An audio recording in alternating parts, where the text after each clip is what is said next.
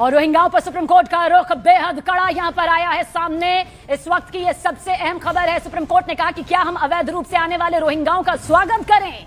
यह supreme court की तरफ से कहा गया है। यह भी कहा किस तरह से सुरंगों के रास्ते अवैध रूप से ये रोहिंग्या भारत की जमीन पर दाखिल होते हैं। वो खाना और रहने की जगह जैसे अधिकार मांगते हैं, गरीबों का हक यहां पर छीनते हैं, गरीब बच्चों का हक इन रोहिंग्याओं के जरिए मारा जाता है।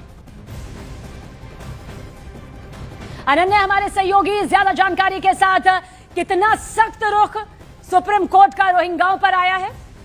बिल्कुल, बहुत ही सख्त रुख सुप्रीम कोर्ट का जो है रोहिंग्या पे आया। और ना सिर्फ सुप्रीम कोर्ट यानी कि chief justice of India justice Suryakant की तरफ से ये टिप्पणियां कही गई और साफ तौर पर कहा गया कि जो ये रोहिंग्या टनल्स के थ्रू जो है जब भारत में घुसते हैं तो क्या हम इनके लिए एक रेड कारपेट बिछाएं और कहीं ना कहीं इनको सारी सुविधाएं दें, तो हमारे जो बच्चे हैं, जो हमारे यहाँ के गरीब बच्चे हैं, उनका क्या होगा? क्या ये अधिकार उनको नहीं मिलने चाहिए? साफ तौर पर सुप्रीम कोर्ट की तरफ से कहा गया।